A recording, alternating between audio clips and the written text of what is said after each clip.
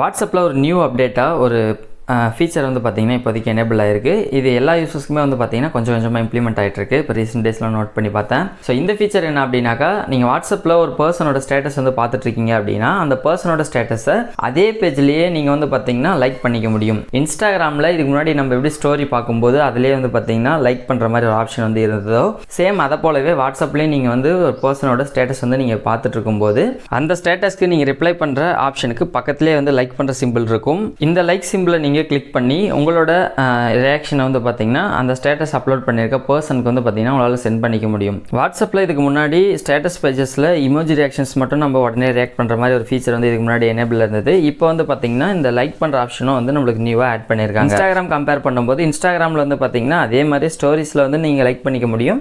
அது வந்து பார்த்தீங்கன்னா ரெட் கலர் ஆர்ட்டினா யார் வந்து அந்த ஸ்டோரி அப்லோட் பண்ணாலும் அந்த பர்சனுக்கு ரிசீவ் ஆகும். இதில் க்ரீன் கலர் ஹார்ட்டாக வந்து ரிசீவ் ஆகும்.